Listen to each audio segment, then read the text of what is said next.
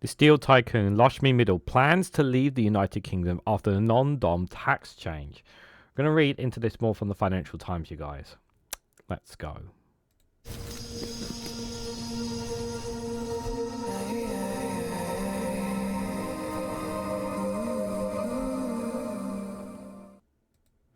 Good morning, good afternoon, good evening, wherever you are in the world. This is Reganelite here. An article from the Financial Times with the headline that the steel tycoon Lakshmi Mittal plans to leave the United Kingdom after the non-dom tax change. The Indian businessman will join an exodus of wealthy individuals prompted by Labour reforms. Guys, while you're here, make sure you hit the like button and share this across social media so others are notified of this video. So, Regan, there have been lots of other stories. Why are we covering this one? Why is this one important? I suppose is the first thing that comes to your mind when you clicked on this and you thought, why is Regan covering a story like this? Okay, so I want to address before we read into the article, I want to address something with regards to with tycoons and businesses and wealthy individuals. Now, there have been some individuals that have left the country due to the Labour government coming in. Some wealthy individuals have done so. However, the vast majority are still within the UK. Now, this man here, and he's been here for 30 years. He's been here for a long, long time. This individual that we're going to read into here. But the reason why I'm covering this is that I want to emphasize is that stories like these are designed to scaremonger people into not wanting to tax the richest and wealthiest in society, to paint this picture that Britain is doomed to fail without people like this person. And I'm here to tell you that that's not going to happen. I'm here to tell you that, yes, this person has contributed into the United Kingdom, as do many other businesses, entrepreneurs, and whatnot.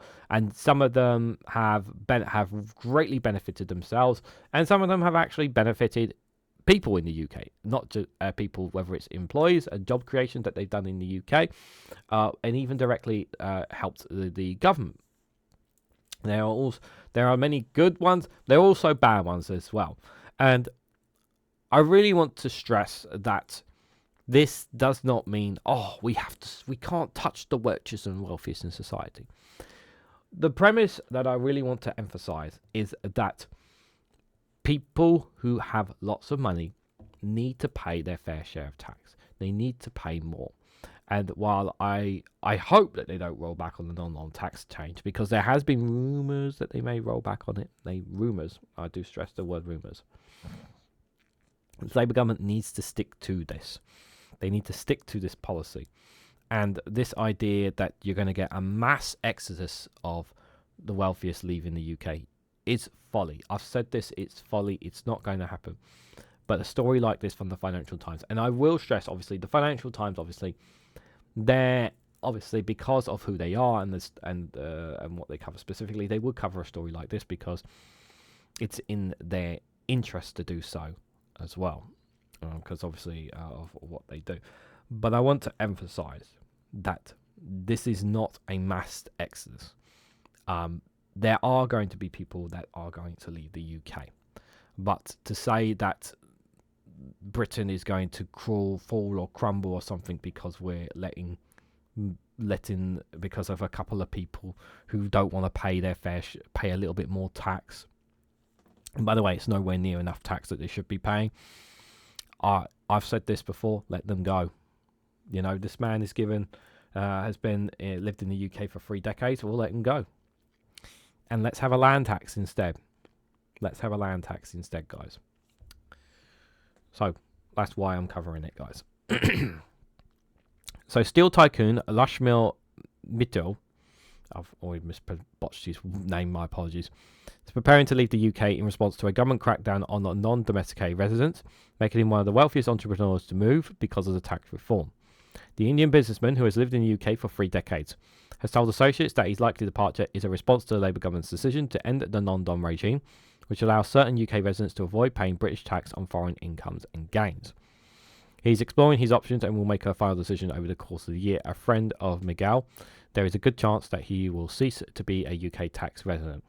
Again, for me, it's a case of, look, it comes across to me as well that this article is about the Financial Times publishing this article, sharing this story as a means to try and pressure Labour into U-turning on this. Like, we can't ask the richest to pay a bit more, which is just asking a bit too much. Miguel and his family were listed as at number 7 in the Sunday Times list of Britain's wealthiest people last year, with a fortune estimated at 14.9 billion. He owns a vast chalet in the Swiss ski resort of St Moritz, as well as properties elsewhere in Europe, the US and Asia. He has also been buying up property in Dubai, according to people familiar with the situation.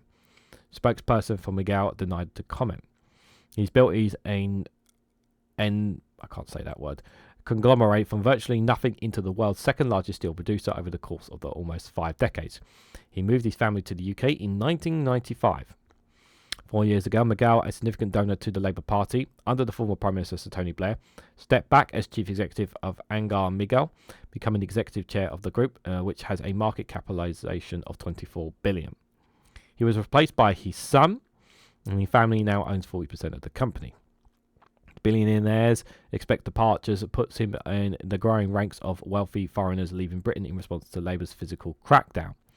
They are relocating to tax-friendlier jurisdictions with countries such as the United Arab Emirates, Italy and Switzerland among the main beneficiaries, according to multiple non-doms and their advisors. Again, this to me, it sounds like a lot of scaremongering.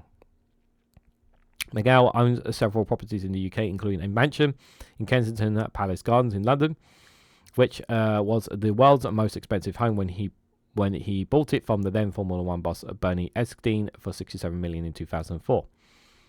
UK taxpayers who leave the country face constraints on how much time they can spend in Britain. They can usually visit for up to 90 days a year, as long as they work on no more than 30 of these. Opponents of abolishing the non-dom regime argue that rather than boosting the UK economy, the resulting exodus of high earners will harm the UK's Britain's growth prospects. They say that the wealthy individuals and their staff boost the UK coffers through taxes on incomes and consumption, through many of them are active philanthropists. The 226-year-old non-dom regime allows UK residents who declare their permanent homes as being overseas to avoid paying British tax on their foreign income. In March 2024, the Conservative Chancellor Jeremy Hunt preempted one of the opposition's Labour Party's flagship policies by announcing its abolishment ahead of the election later that year. Labour's Chancellor Rachel Reeves confirmed the abolishment of her October budget and went further by ending the use of offshore trusts to avoid UK inheritance tax at 40%. Several non-doms and their advisors said that this change played a big part in their decision to leave. Now, again, I will stress, obviously, this is the Financial Times you're reading this piece from. So, obviously, it is in their interest to want to keep those people in the UK. It is in their interest to keep to doing so for the beneficiaries of London, the stock markets, and for businesses and whatnot. That it is in their interest to do so. But I also, like I said, there will be some people who will leave as a result of them being asked to pay more in tax. And I really want to put this out there, that if they don't want to pay more tax, then leave. Because for me, it's nowhere near, we're not taxing nowhere near enough the wealthiest in society. We're not. We have a deep inequality in our society right now. Yes, you can argue that some working class people are doing okay as a result of like the increase in minimum wage, but you don't talk about the increase in all your bills, council, water, electricity, whatnot. But the poorest in society right now are going to be stringently cut within the entitlement system that they're imposing on, especially those with disabilities. You only need to read the impact assessment on that to see the damage that's being caused. That's the poorest in society who are being asked to be shelved off the entitlement system. Okay. While at the same time, you have here the wealthiest here who are a bit scared about paying a little bit more in the UK. And at the same time, Labour aren't pushing it too hard. And the reason they're not pushing it too hard is because they're scared of too many of the wealthiest in society running it away, which is what I think is what Labour are trying not to scare them too much as well. And my response to that is, well, let them go. I generally mean that, let them go. because we cannot rely on these people forever. If they want to leave, let them leave. But there will always be somebody. There will always be wealthy people within the UK. There will always be wealthy people who have money in the UK. Hell, our royal family for one. So, while you may say, "Oh, well, this is a shame. This guy's been with us, been here for 30 years," yeah, but he's not. Yeah, because of the systems that we have in place, he's not had to be able to pay as much tax as I would want him to.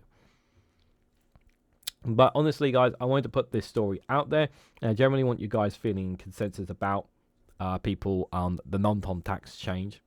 What's your consensus about some people leaving the UK, because there are some stories of them. Are Labour doing enough of it? It depends. Obviously, it's really important to emphasise as well is that while we talk about taxing the rich, it's about what kinds of taxes are we talking about, and I think that's the key word: is what kind of taxes that people like myself and others want them to pay more, but in what way do we want them to? One of the biggest popular ones is land tax. Amongst myself and a couple of other YouTubers, is land tax is one of the bigger ones. But if you have other ways that we can acquire more money from the richest and wealthiest in other ways, please feel free to share them in the comments below as well. But I want to get your thoughts on this story. I want you to get your thoughts on what I've said about businesses, the wealthiest in society, the wealthiest in the UK. Let me know your thoughts on all of this and more down in the comment section below. Now, if you found this video interesting, informative, or helpful in any way to you, please hit that like button. We greatly appreciate it. Share this across social media so others are notified of this video. Subscribe if you haven't already. And do click the join button down below to join the YouTube membership for as little as 99p to financially support me in the work that I do here. You can also check out the Rumble and Patreon channels for exclusive content on those platforms as well. So thank you all so much for watching, and I hope to catch you all very, very soon.